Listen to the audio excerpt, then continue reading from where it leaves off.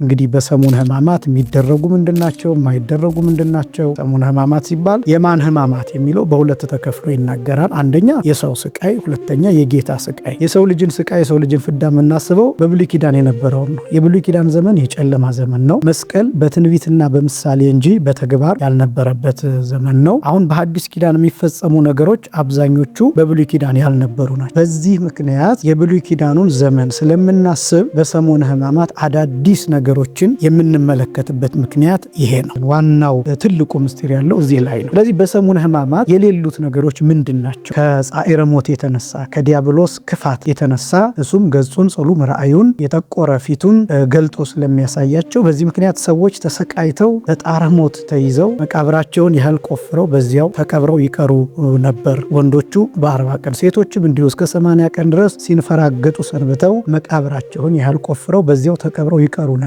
በሰሙነ ሕማማት የሞተ ሰው ይኮነናል፣ ሲኦል ይወርዳል፣ ገሃነመ እሳት ይወርዳል ማለት አይደለም። ከዛ በኋላ ያረፉ ሰዎች በሰሙነ ሕማማት ጸሎተ ፍትሐት ሳይዳረግ መቃብሩ ሳይባረክ ወይም መሬቱ ሳይባረክ ይቀበራሉ። ጸናጽል አለ፣ ከበሮ አለ፣ ወረብ አለው። ይሄ ሲወረብ ያን ጊዜ እልል ይባላል፣ ከበሮም ይመታል፣ ይጨበጨባል። እስከ ምሽቱ 1 ሰዓት ድረስ ይጹሙ። ሰላምታ የሚከለከለው በጸሎተ ሐሙስ ቀን ብቻ እንጂ ሙሉ ሰሙነ ሕማማት ሰላምታ አይከለከልም። አንዳንዶች ሰዎችን ለመዝጋት ስለሚጠቀሙበት ነው። ይሄ ስህተት ነው። ይሰገዳል።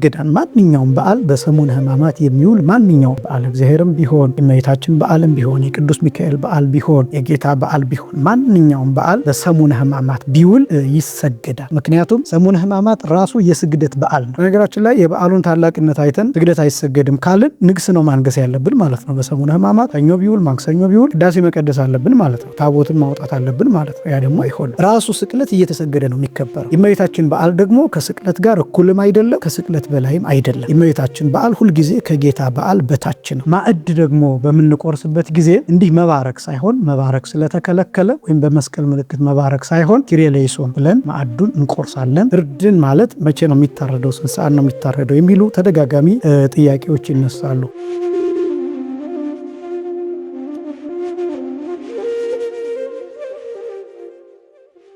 ተባረክ እግዚአብሔር ዘሰማየ ሕማማተ ወልዱ ክብረ ወስብሐተ።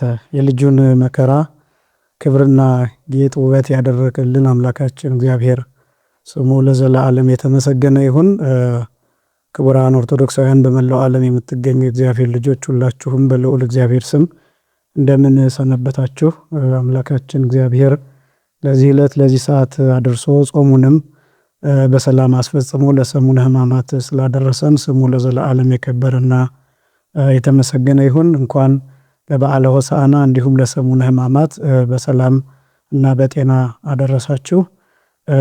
እንግዲህ ሰሙነ ሕማማትን በተመለከተ በሰሙነ ሕማማት ሊደረጉ የሚገባቸውና መደረግ የሌለባቸውን ነገሮች እነዚህን በዝርዝር የምንመለከት ይሆናል። ስለምታዳምጡን እግዚአብሔር ሁላችሁንም ያክብርልን።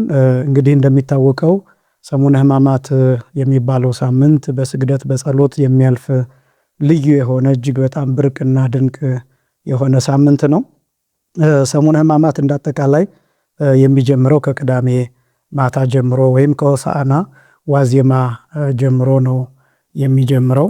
በእርግጥ እነዚህ ቀጥሎ የምናያቸው የሚከለከሉ የማይከለከሉ ምንላቸው ከእሁድ ከቅዳሴ በኋላ ከረፋድ በኋላ ወይም ከእሁድ ከግማሽ ቀን በኋላ ያሉትን ጊዜ ነው የምንመለከተው። ግን ያው ግብረ ሕማማቱ ግን መነበብ የሚጀምረው ከቅዳሜ ማታ ነው። ራሱ ግብረ ሕማማቱ እንደሚናገረው መግቢያ ላይ ከሆሳዕና ዋዜማ ከቅዳሜ ማታ ጀምሮ ይህንን ያንብቡ ብሎ ያስቀምጣል። ቅዳሜ ማታ የሚነበብ የግብረ ሕማማት ክፍል አለ። እንደገና ሌሊት በባህለ ሆሳዕና ሌሊቱን ሙሉ የሚነበብ የግብረ ሕማማት ክፍል አለ። ከዛ በኋላም ቅዳሴ ላይ የሚነበቡ ምንባባትም መልእክታቱም ወንጌሉም ግብረ ሕማማቱ በሚያዘው መሰረት ነው የሚነበቡት። ይህም ብቻም አይደለም። ቅዳሴው ካለቀ በኋላ ዑደቱ የሚከናወነው ወይም ደግሞ ስርዓተ ምዕዋድ ወይም ደግሞ እየተዞረ 4 ወንጌላውያን የሚነበቡበትን ስርዓትም ግብረ ሕማማቱ በሚያዘው መሰረት ነው። ወንጌሉንም የሚያዘው ግብረ ሕማማቱ ነው። በዚያ መሰረት ያ ስርዓት ይከናወናልና ስለዚህ ግብረ ሕማማት ከሆሳዕና ዋዜማ ከቅዳሜ ማታ ጀምሮ እስከ ቅዳሜ ማታ እስከ ቀዳም ስዑር ማለት ነው እስከዚያ ማታ ድረስ የሚነበብ ነው ግብረ ሕማማት የሚባለው መጽሐፍ እና ስርዓቶቹ ሁሉም በሚባል ደረጃ የተወሰዱት ግብረ ሕማማት ከሚባለው መጽሐፍ ነውና ስለዚህ አጠቃላይ ግብረ ሕማማቱ ሰሙነ ሕማማት ብሎ የሚጠራው ከሆሳዕና ቅዳሜ ማታ ጀምሮ ያለውን ጊዜ ነው ማለት ነው።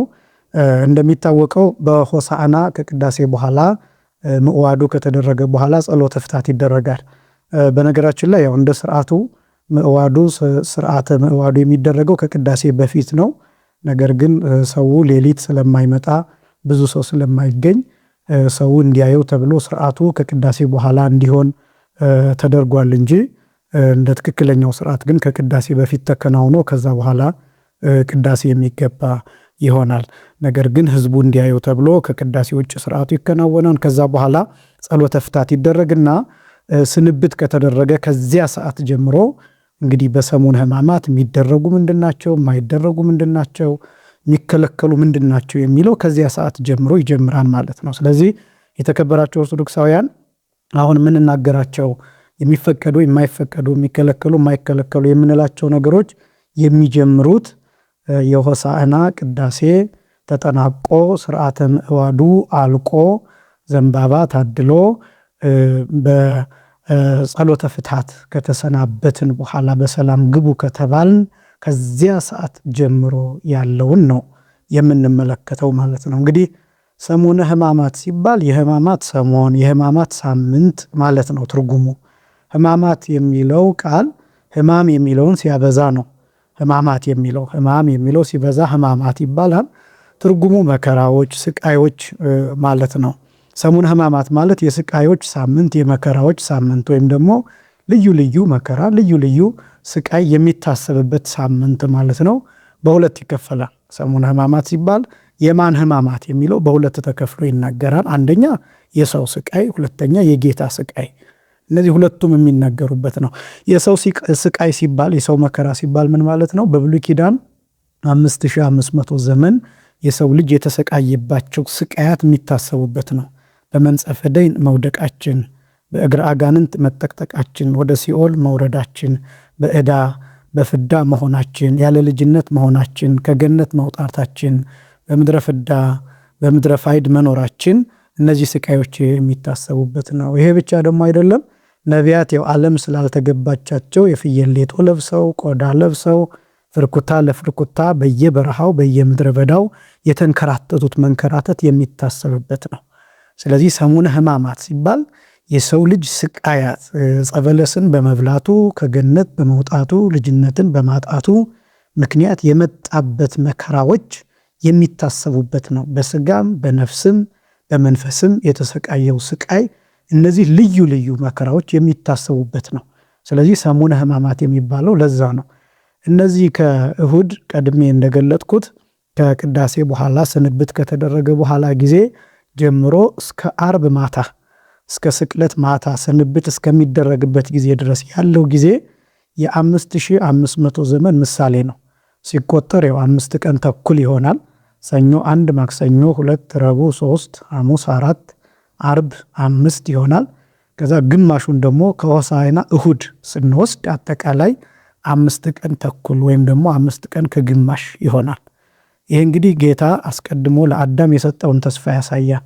በመጽሐፈ ቀሌምንጦስ ላይ እንደተጻፈው በሐሙስ ዕለት ወበመንፈቃ ለዕለት ተወለድ ሞለተ ወለተከ ወእድኅ ውስተ መርበከ ወእትቤዘወከ በመስቀልየ ወበሞትየ ብሎ ከልጅ ልጅህ ተወልጄ አድንሃለሁ፣ በሜዳ እድሃለሁ፣ በመስቀል ተሰቅዬ ቤዛ እሆንሃለሁ 5 ቀን ተኩል ሲፈጸም ብሎ በተናገረው መሰረት 5500 ዘመናት የሚታሰቡበት ነው ሰሙነ ሕማማት፣ የሰው ልጅ ስቃይ የሚታሰብበት። ከዛ ሁለተኛው ሕማማት የሚለው የጌታችን የመድኃኒታችን የኢየሱስ ክርስቶስን መከራዎች የምናስብበት ነው።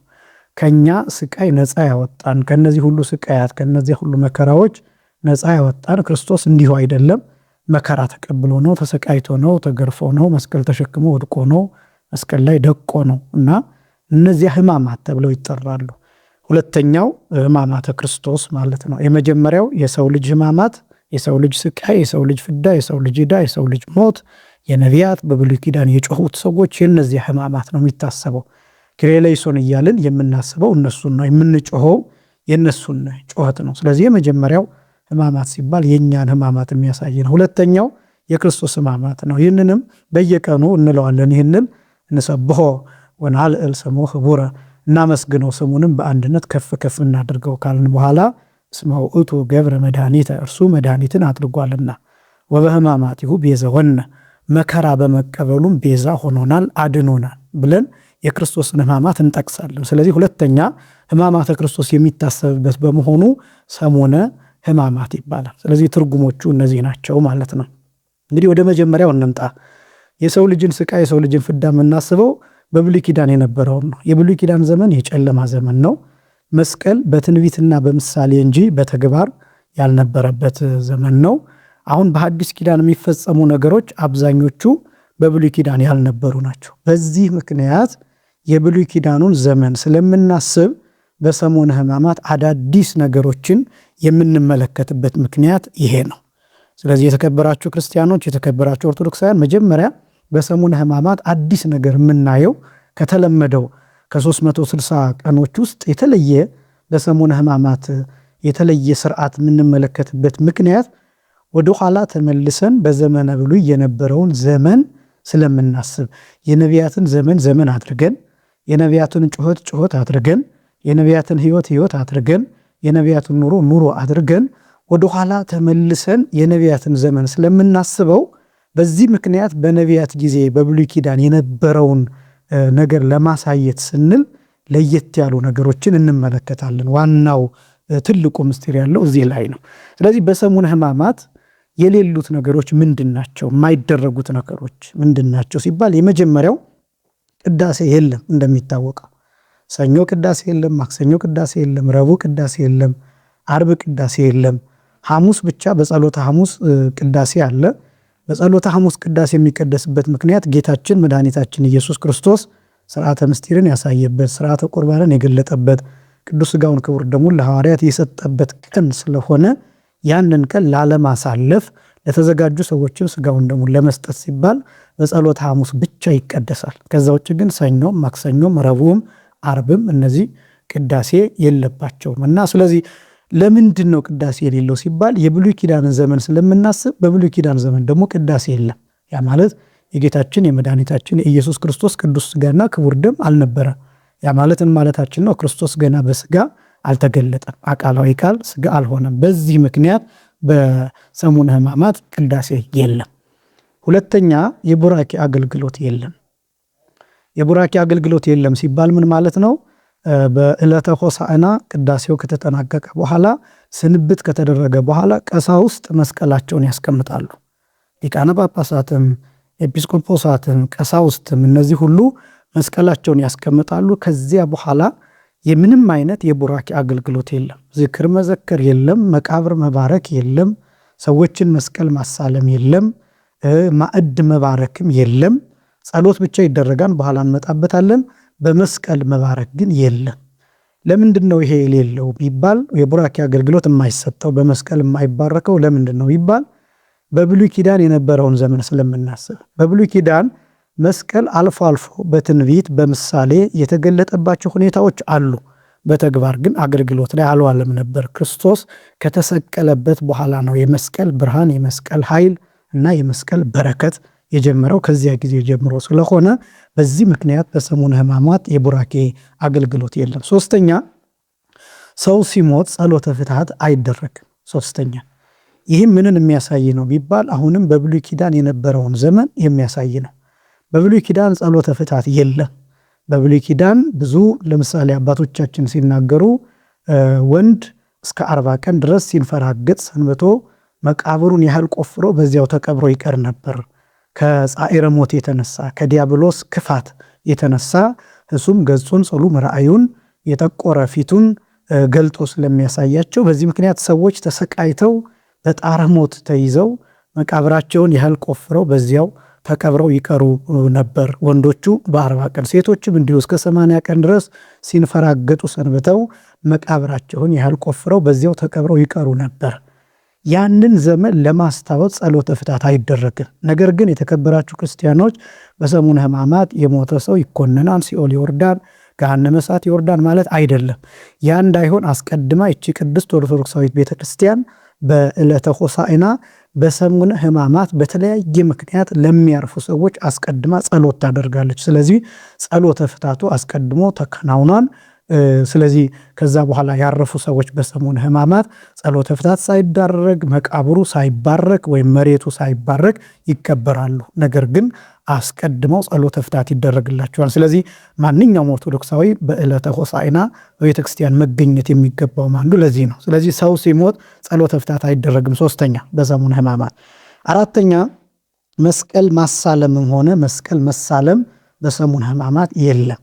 ይህም ደግሞ ብሉይ ኪዳንን የሚያሳይ ነው። በብሉይ ኪዳን አስቀድሜ እንደገለጥኩት መስቀል በትንቢት በምሳሌ ከመገለጡ ውጪ በቃል ደረጃ ትንቢት ከመነገሩ ውጭና በምሳሌ ከመታየቱ ውጪ መስቀልን ሰርቶ መስቀልን የመሳለም ልማድ አልነበረም። ስለዚህ በብሉይ ኪዳን የብሉይ ኪዳን ዘመን ስለምናስብ በዚህ ምክንያት ነቢያት ያለ መስቀል የኖሩበት ስለ መስቀል እያዩ እየተናገሩ ነገር ግን መስቀልን ጥቅም ላይ ያላዋሉበትና ክርስቶስ ያልተሰቀለበት ዘመን ስለሆነ ክርስቶስ በስጋ ያልተገለጠበት ዘመን ስለሆነ ያንን ዘመን ስለምናስበው በዚህ ምክንያት መስቀል ማሳለም መስቀል መሳለምም የለም። አምስተኛ የትኛውም የጸበል አገልግሎት የለም በሰሙነ ሕማማት። ጸበል ቤቶች በሙሉ ዝግ ይሆናሉ። ለምንድን ነው? ጸበሉ አይባረክም፣ ምክንያቱም የቡራኬ አገልግሎት የለም። ስለዚህ የቡራኬ አገልግሎት ከሌለ ደግሞ ቅዱስ ውሃ አይሆንም። በዚህ ምክንያት የጸበል አገልግሎት የትኛውም ቦታ ዝግ ይሆናል። ስለዚህ በሰሙነ ሕማማት የጸበል አገልግሎት የለም። ግን ምናልባት የግድ የሚያስፈልጋቸው ሰዎች ቢኖሩ ምን ማድረግ ይቻላል? ጸበሉን በሃይላንድ ሊሆን ይችላል፣ በጀሪካን ሊሆን ይችላል። በቤተ መቅደሱ ግብረ ሕማማቱ የሚነበብበት አትሮንሱ ስር አስቀምጠው በየቀኑ መጠጣት ይችላሉ። ያ ማለት ምንድነው? ለምሳሌ ሰኞ ቀን ግብረ ሕማማቱ ሲነበብበት ይውላል ከጧት ጀምሮ። ማታ ግብረ ሕማማቱ ካለቀ በኋላ ስንብት ከተደረገ በኋላ እዛው ቤተክርስቲያን ግቢ ወይም ወደ ቤቱ ወስዶ ማታ ላይ ያለምንም ቡራኬ መጠጣት ይቻላል። ለምን? የእግዚአብሔር ቃል ተጸልዮበታል፣ ግብረ ሕማማቱ ተነቦበታል።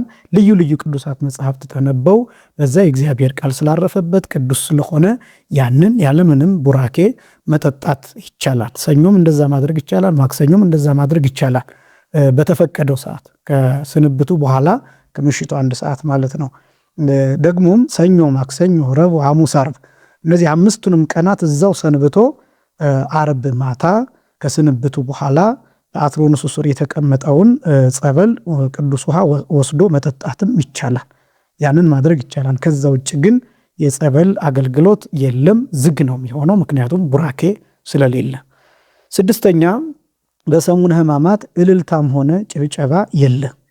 በሰሙነ ሕማማት በእርግጥ እንደሚታወቀው በአብይ ጾም በብዛት እንደተለመደ ያው እንደየአካባቢው ሊለያይ ይችላል። እልልታ የለም፣ ጭብጨባ የለም በአብይ ጾም እንደሚታወቀው። በሰሙነ ሕማማት ግን ለምሳሌ በአብይ ጾም ሌሊት ሊቃውንቱ ሲያመሰግኑ ወትቀውም ንግሥት በየማንከ የሚለውን በዜማ እያሉ በሽብሸባ በጭብጨባ ያመሰግናሉ። በሰሙነ ሕማማት ግን ፈጽሞ ይሄ የለም። ዕለተ ዓርብ ማታ ብቻ ስንብቱ ከመደረጉ አስቀድሞ እሴብሖ ለእግዚአብሔር ስቡሐ ዘተሰብሐ የሚለው በዜማ ሲባል ጸናጽል አለ፣ ከበሮ አለ፣ ወረብ አለው። ይሄ ሲወረብ ያን ጊዜ እልል ይባላል፣ ከበሮም ይመታል፣ ይጨበጨባል። ያም ደግሞ ከሲኦል ነፃ የመውጣታችን የመሻገራችን ምሳሌ የመዳናችን ምሳሌ በመስቀል ትርከዛው ባሕረ እሳትን እየቀዘፈ እንዳዳነን የምናሳይበት ምስጢር ነው። ከዛ ውጭ ግን በሰሙነ ሕማማት ምንም አይነት ጭብጨባ እልልታ የለም። የሰሙነ ሕማማት የሐዘን ምልክት ተደርጎም ስለሚወሰድ የጌታን መከራ የራሳችንን መከራ የምናስብበት ስለሆነ 6ኛ ይሄ ነው። 7ኛ ሩካቤ አይፈቀድም። እንደሚታወቀው ባልና ሚስት በመኝታ አንድ እንዳይሆኑ በጥብቅ የሚከለከልበት ሳምንት ነው። ለምንድን ነው? በየቀኑ ክርስቲያኖች ቢችሉ በ24 ሰዓት ያ ባይቻል ደግሞ ከሌሊት ጀምሮ ወይም ከጠዋት ጀምሮ በቤተ ክርስቲያን ተገኝቶ መስገድ ይገባን። ቅዱሳት መጽሐፍት ሲነበቡ መስማት ይገባን። መዝሙረ ዳዊትን መጸለይ ይገባን። ውዳሴ ማርያም መጸለይ ይገባል። በቤተ ክርስቲያን 24 ሰዓት በሚባል ደረጃ የምንገኝበት ሰዓት ቢኖር ይሄ ሰዓት ነው የሰሙነ ሕማማትና ስለዚህ በዚያ ሁኔታ ደግሞ በመኝታ አንድ ከሆኑ በኋላ ቤተ መቅደስ መግባትም ስለማይገባ በዓሉንም ደግሞ በዚህ ብቻ ማክበር ስለሚገባ ቅዱሳት መጽሐፍትን በመስማት በመስገድ በመጸለይ በዚህ ማክበር ስለሚገባ በዚህ ምክንያት በሰሙነ ሕማማት ሩካቤ የባልና የሚስት ሩካቤ አይፈቀድም። ያው ሌላው እንደሚታወቀው ሲጀመር ዝሙት ነው ከባልና ሚስት ውጭ ያለው፣ እሱ ደግሞ ምንጊዜም ክልክል ነው። ይህንን ማወቅ ይገባል። 8ኛ አመጋገብን በተመለከተ ፍትሐ ነገሥቱ አንቀጽ 15 ላይ በግልጽ አስቀምጦታል። በሰሙነ ሕማማት እስከ ይሰርቅ ኮከብ ብሎ ወይም ኮከብ እስከሚወጣ እስከሚታይ እስከሚጨልም ድረስ የኮከብ ብርሃን ጎልቶ እስከሚታይ ድረስ እስከ ምሽቱ 1 ሰዓት ድረስ ይጹሙ ብሎ ፍትሐ ነገሥቱ አዟል። እሱ ብቻ ሳይሆን ስለምንበላው ነገርም ፍትሐ ነገሥቱ አስቀምጦልናል። እሱም አንደኛ ጨው፣ ሁለተኛ ቂጣ ወይም ቆሎ፣ ሶስተኛ ውሃ። እነዚህ ነገሮች ብቻ ነው ክርስቲያኖች ማድረግ ያለባቸው የሚል። ይሄ ብቻ ሳይሆን ማክፈልም እንደሚቻል ይናገራል። አባቶቻችን በግብረ ሕማማቱም እንደተገለጠው እስከ ምሽት 1 ሰዓት ድረስ መጾም ታዟል። ማክፈልም እንደሚቻል አባቶቻችን ይናገራሉ። ማክፈል ማለት ለምሳሌ የሆሳዕና እሑድ ማታ የበላ ሰው ከዛ እስከ ማክሰኞ ድረስ ማክፈል ይችላል። አቅም ያለው ነው፣ ግዴታ አይደለም። ወይም ሰኞ ማታ የበላ ሰው ደግሞ ማክሰኞን ዘሎ ሮብ ማታ መብላት ይችላል። ሮብ ማታ የበላ ሰው ደግሞ አርብ ማታ መብላት ይችላል። ከዛ በኋላ ግን ያው አክፍሎት ስለሆነ እንደሚታወቀው እስከ እሑድ ድረስ መቆየት ይገባል። ግን ይሄን ማድረግ የሚችሉ ሰዎች ናቸው እንጂ ለሁሉም የታዘዘ አይደለም። በየገዳማቱ ግን አባቶቻችን ያው በረከታቸው በሁላችንም ላይ ይደርብንና ይህንን ያደርጋሉ። እሑድ ማታ በልተው ከዛ ማክሰኞ ማታ ከዛ ደግሞ ማክሰኞ ማታ በልተው ደግሞ ሐሙስ ማታ ከዛ ግን ጭራሽ ሳይበሉ እስከ ትንሣኤ ድረስ የሚቆዩ አባቶች አሉና ስለዚህ አመጋገብን በተመለከተ ኮከብ እስኪወጣ ድረስ ታዘናን። ከዛ ደረቅ ነገሮችን ብቻ እነዚህ እንድንመገብ የታዘዝንበት ነው ፍትሐ ነገሥቱ የሚያዘው። ሌላው ሰላምታን በተመለከተ 9ኛ ሰላምታን በተመለከተ ሰላምታ የሚከለከለው በጸሎተ ሐሙስ ቀን ብቻ ነው እንጂ ሙሉ ሰሙነ ሕማማት ሰላምታ አይከለከልም። ሲጀመር ሰላምታ የሚከለከልባቸውን ጊዜያት የሉም። በቤተ ክርስቲያን ንጹሕ ሰላምታ ቅዱስና ልዩ ሰላምታ አይከለከልም። ለምንድን ነው በጸሎተ ሐሙስ ሰላምታ የሚከለከለው ለምንድን ነው ቢባል ያው እንደሚታወቀው ሐሙስ ማታ ጌታችን መድኃኒታችን ኢየሱስ ክርስቶስን ይሁዳ ጌታን በመሳም ወይም በሰላምታ አሳልፎ የሰጠበት ቀን ነውና ያንን ለማሰብ ሲባል በዕለተ ሐሙስ ሰላምታ ይከለከላል። እንደዚህም ሲባል ዋናው ነጥብ ወዳጆችን ሰላም ማለት ወይም ደግሞ የተቀደሰ ሰላምታ መስጠት እሱ ኃጢአት ሆኖ አይደለም። ነገር ግን ለማሰብ ይህንንም አባቶቻችን በነገራችን ላይ በቅዳሴ ሁልጊዜ እንደሚባለው ዲያቆናቱ ወጥተው የሚያሳዩት አለ በቅዳሴ ጊዜ የማይቋረጥና በዕለተ ሐሙስ እሱ ይከለከላል፣ አይደረግም። ያ ማለት ምንድነው? ተአመሁ በበይናቲክሙ በአማሃ ቅድሳት የሚለውን እሱን ከመቅደስ ወጥተው በመስገድ ያሳያሉ። በጸሎተ ሐሙስ ግን እሱ አይደረግም። ለምን ቢባል በዚህ ቀን ይሁዳ ጌታን ንጹሕ የሆነውን ሰላምታ ሳይሰጥ የሰላምታን አመለካከት ያቆሸሸበት ቀን ነውና ያንን ለማሰብ ነው። እና መልእክቱ ግን ከይሁዳ እና ከኤሳው የተለየ እጅ መነሳሳት ወይም ሰላምታ ይኑራችሁ ለማለት ነው። ዋናው መልእክት እሱ ነው እንጂ አንድ ሰው ተሳስቶ ሰላም ያለ ሰው በቃ ኃጢአት ሰራ ማለት አይደለም። ይህንን በጥንቃቄ ማየት ይገባል። ሰሙነ ሕማማት አጠቃላይ ሰላምታ አይከለከልም። ሰላምታ የሚከለከለው ወይም እንዲታሰብ የሚደረገው በዕለተ ሐሙስ በጸሎተ ሐሙስ ብቻ ነው። እሱም ደግሞ ዋናው ነጥብ ከይሁዳ ከኤሳው የተለየች ሽንገላ የሌለባትን ሰላምታ ተለዋወጡ ለማለት እንጂ ሰላምታ መቀያየር ኃጢአት ነው ማለት አይደለም። ነገር ግን ለማሰብ ያህል እንታቀባለን።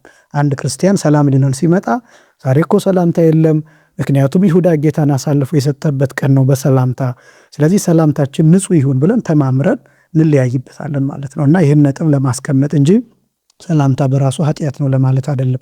አንዳንዶች ሰዎችን ለመዝጋት ስለሚጠቀሙበት ነው። ይሄ ስህተት ነው።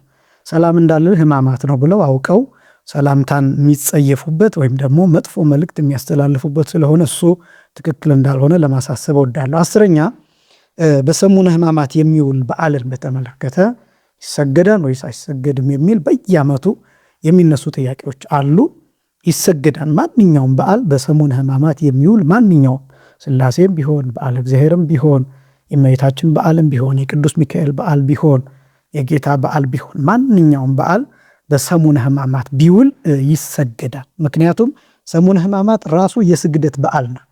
በሰሙነ ሕማማት የሚውል በዓል ንግስ የለውም።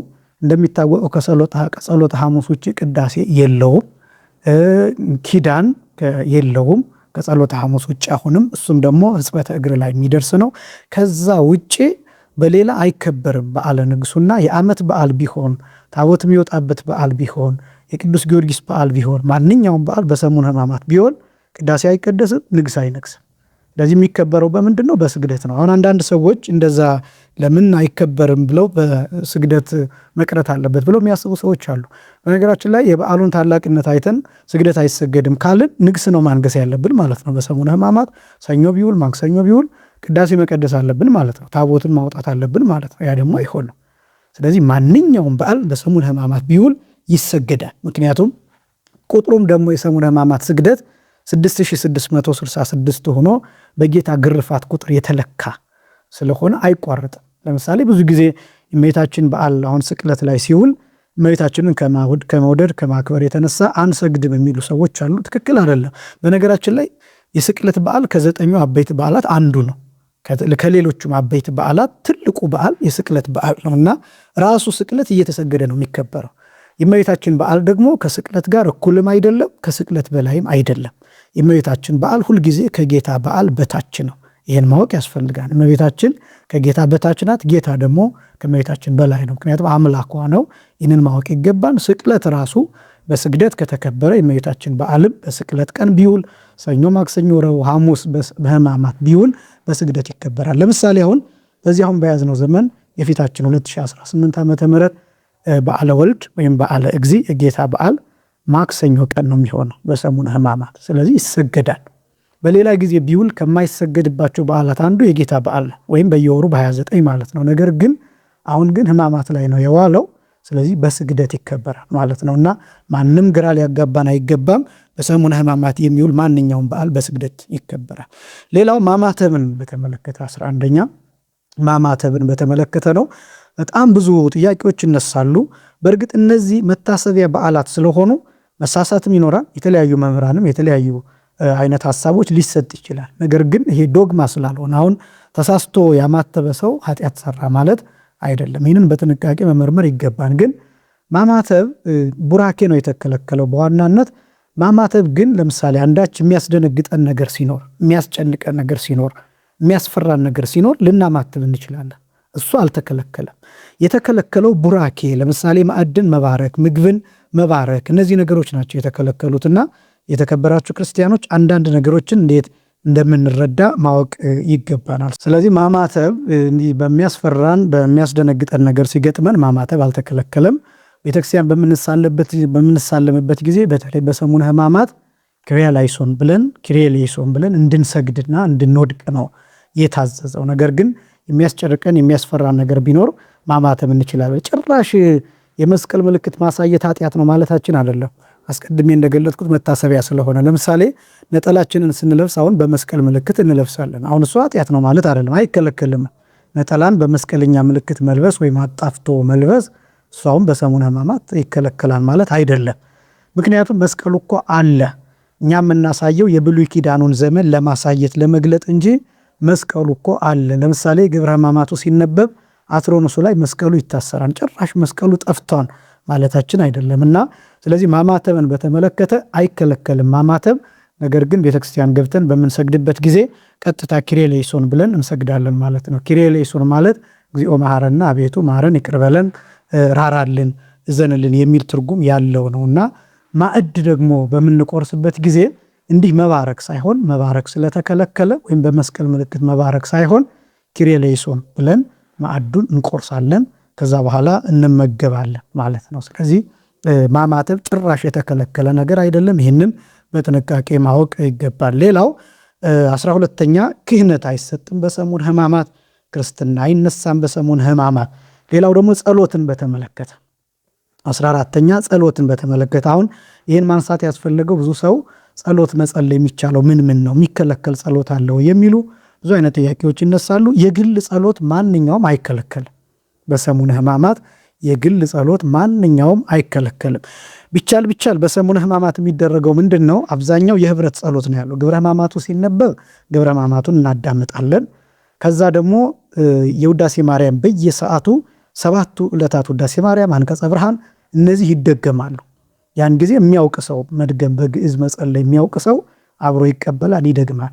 እንደገና ደግሞ 150ው ዳዊት ደግሞ በየሰዓቱ ይዘለቃል። በየሰዓቱ እንደየቦታው ሊለያይ ይችላል ስርዓቱ፣ ባህሉ። በየሰዓቱ 150ው ዳዊት ይዘለቃል እና ከዛ የሚደርሰንን ሲታደል ሲሰጥ የሚደርሰንን እሱን መጸለይ እንችላለን። ይሄ ራሱ ጸሎት ነው። ከዛ ውጭ ግን መልካ ማርያም፣ መልካ ኢየሱስ በሊቃውንቱ አይታደልም ወይም ደግሞ አይሰጥም፣ አይደገምም በህብረት ማለት ነው። ለምንድን ነው ቢባል በመልካ ማርያምም እና በመልካ ኢየሱስ ፋንታ መልካ ሕማማት ይጸለያል። በየሰዓቱ መልካ ሕማማት አለ። የ1 ሰዓት፣ የ3 ሰዓት፣ የ6 ሰዓት፣ የ9 ሰዓት እያለ ከዛም ደግሞ የማታም የንዋም የመኝታ ሰዓት አለ እና እነዚህ ጸሎቶች በመልኮቹ ፋንታ በመልካ ማርያም በመልካ ኢየሱስ ፋንታ ይደርሳሉ። በዛ ምክንያት ነው አንደኛ። ሁለተኛ ነቢዩ ኢሳይያስ እንደተናገረ የጌታ መከራ የሚታሰብበት ስለሆነ ሰሙነ ሕማማት እንወደው ዘንድ ግባት የለውም ብሎ በተናገረው መሰረት የመልኩን መጥቆር ለማሳየት ስለኛ ብሎ መከራ መቀበሉን ለማሳየት በዚህ ምክንያት መልካ ማርያም፣ መልካ ኢየሱስ እነዚህ አይደገሙም። ይሄ ምስጢር ነው። ከዛ ውጭ ግን በግል ማንኛውም ሰው የፈለገውን መጸለይ ይችላል። ታምረ ማርያም የሚነበብ እንደምታውቁትና መልካ ማርያም አይጸለይም አይባልም። ታምረ ማርያም እየተነበበ የእመቤታችን የቅድስት ድንግል ማርያምን እንዲያውም ከታምረ ማርያሙ ጋር የምንላቸው መርገፎችም አሉና ስለዚህ በግል ጸሎት ማንኛውም ጸሎት በሰሙነ ሕማማት አይከለከልም። በህብረት ግን ውዳሴ ማርያም ይደገማል። በመልኮቹ ፋንታ ደግሞ መልካ ሕማማት በዜማ ይባላል። ይህንን ማወቅ ይገባን። የግል ጸሎት አይከለከልም። ሌላው አክፍሎትን በተመለከተ የጌታችን የመድኃኒታችን የኢየሱስ ክርስቶስን መከራ አስበው ከድንጋጤያቸው ከፍርሃታቸውን ጭምር የተነሳና ከማዘናቸው የተነሳ ሐዋርያትም እመቤታችንም ከሐሙስ ማታ በኋላ አልበሉም። ማለት ሐሙስ ማታ ነው ጌታ ተላልፎ የተሰጠው። ሐሙስ ማታ ሐዋርያት ራት እንደበሉ ወንጌል ይገልጣል። ከዛ በኋላ ግን ጌታ ተላልፎ ተሰጠ፣ ይሁዳ አሳልፎ ሰጠው። ዓርብ ቀኑ ሙሉ የመከራ ቀን ነው። ከዛ በኋላም የጭንቀት ጊዜ ነው። ትንሣኤውን እስከሚሰሙበት ጊዜ ድረስ ሐዋርያትም እመቤታችንም አልበሉ። ስለዚህ ትክክለኛው የአክፍሎት ጊዜ ከሐሙስ ማታ በኋላ አለመብላት ነው።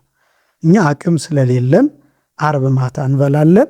ከዛ በኋላ ቅዳሜን ሳንበላ እንውላለን። ከቅዳሴ እስከሚወጣበት ሰዓት ድረስ ምንም ሳንመገብ እንቆያለን ማለት ነው። አክፍሎቱ ይህንን ይመስላል። አጠቃላይ የሚችል ሰው አቅም ያለው ሰው ሐሙስ ማታ እንደበላ አይበላም። ነገር ግን እኛ አቅማችን ውስን ስለሆነ ዓርብ ማታ እራት በልተን ከዛ በኋላ አንበላ። ዓላማው ግን ምንድን ነው?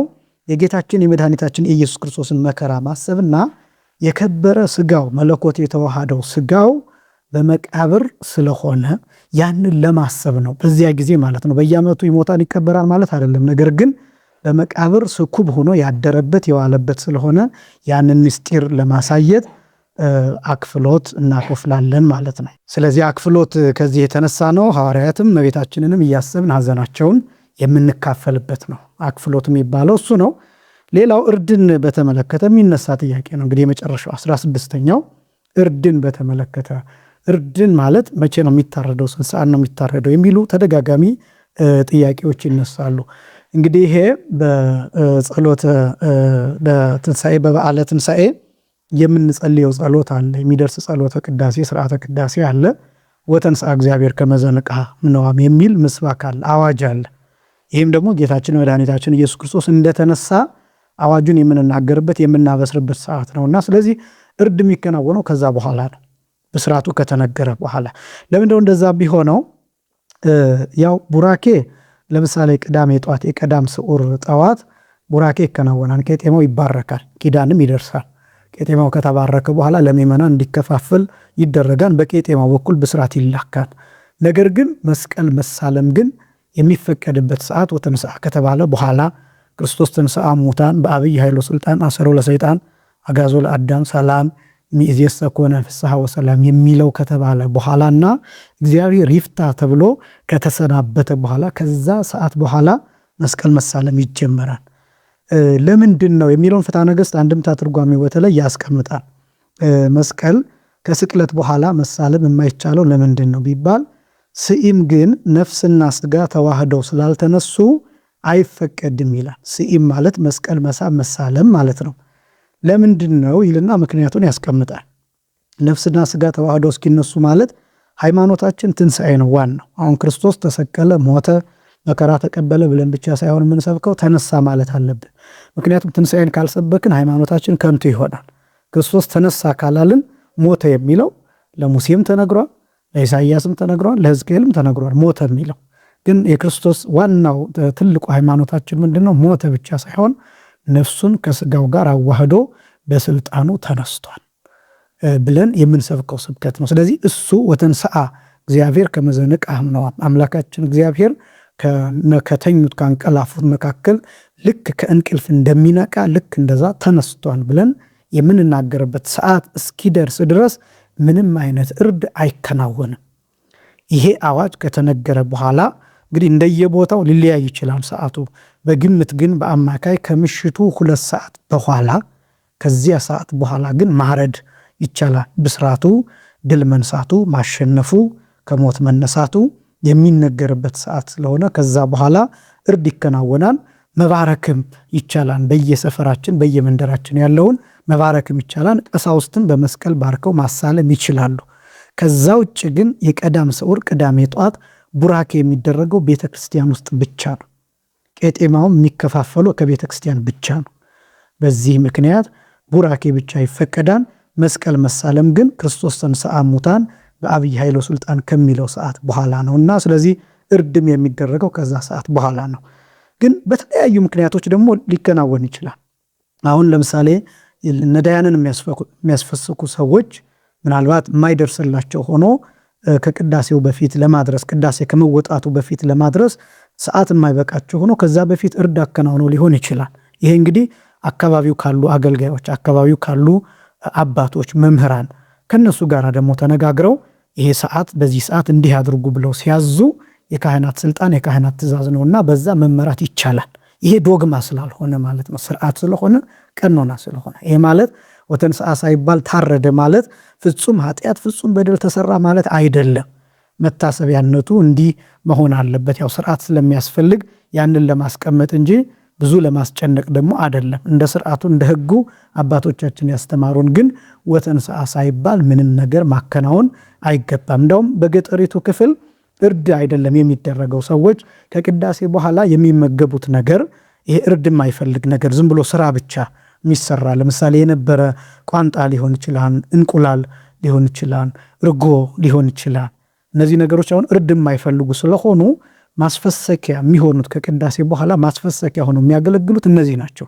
ዶሮ የሚታረደው፣ ፍየል የሚታረደው፣ በግ የሚታረደው፣ በሬ የሚታረደው ከጠዋት በኋላ ነው፣ ከእሑድ ጠዋት በኋላ በዓሉ ካለፈ በኋላ ረፋድ አካባቢ ነው በገጠሪቱ ቤተክርስቲያን የሚከናወነው። ይሄ ለምንድን ነው? በዓሉን ለመጠበቅ እነዚህ የሚያርዱ ሰዎችም በዓሉን ማሳለፍ ያለባቸው አብረው ማስቀደስ ቢቻል መቁረብ ስላለባቸው በዚህ ምክንያት ስራ እየሰሩ ከቁርባኑ ከስጋው ደግሞ ከቅዳሴው በረከት እንዳይተላለፉ ሲባል ዝም ብሎ የሚሰሩ ነገሮችን ብቻ እንዲሰሩ ይደረጋልና ይሄ ባህል የተጠናከረ ቢሆን በጣም ጥሩ ነው። ለምን አሁን የጠቀስኳቸው ነገሮች እርድ የሚፈልጉ አይደሉም። መዘጋጀት ብቻ ነው የሚፈልጉት፣ መብሰል መሰራት ብቻ ነው የሚፈልጉትና እርዱ ግን ጠዋት ነው የሚከናወነው። ስለዚህ እዚህ ከተማው ላይ ግን ይሄ በጣም የተለመደ ስለሆነ ወተንሥአ የሚለው ድንበር ምስባክ ይሄ ያስፈልጋልና እርድ ማከናወን የሚቻለው ከዛ በኋላ ነው። ከዛ ውጭ ግን እንደየአካባቢው መምህራን እነሱን እያደመጡ መተግበር ይገባል። በዓሉን የተባረከ በዓል ያድርግልን። የሰሙነ ሕማማትንም ሳምንት የተባረከ አድርጎ በጸሎትና በበረከት እንድናሳልፈው የአምላካችን እግዚአብሔር ቅዱስ ፈቃዱ ይሁንልን። የተከበራችሁ ክርስቲያኖች የነቃ ጥበብ ቲዩብን ሰብስክራይብ እያደረጋችሁ ልዩ ልዩ ተከታታይ ትምህርቶች የሚሰጡበት ነው። የተለያዩ ጥያቄዎችም መልስ የሚመለሱበት ነውና ስለዚህ የነቃ ጥበብ ቲዩብ የሚለውን ቻናል ሰብስክራይብ እያደረጋችሁ ቪዲዮዎቹንም ለሌሎች ሼር እያደረጋችሁ ሊንኩንም ኮፒ አድርጋችሁ ወደ ሌሎች እየላካችሁ ተከታዮቹ እንዲበዙ የሚፈልጉት ሰዎች እንዲከታተሉና እንዲጠቀሙበት አድማጮቹ ብዙ እንዲሆኑም እንድታበረታቱን በታላቅ አክብሮትና ትሕትና ለመጠየቅ እወዳለሁ። አስቀድማችሁ ለምታደርጉት ትብብር እግዚአብሔር ያክብርልኝ ከማለት ጋራ ሁላችሁንም እግዚአብሔር ያቆይልኝ። ወስብሐት ለእግዚአብሔር።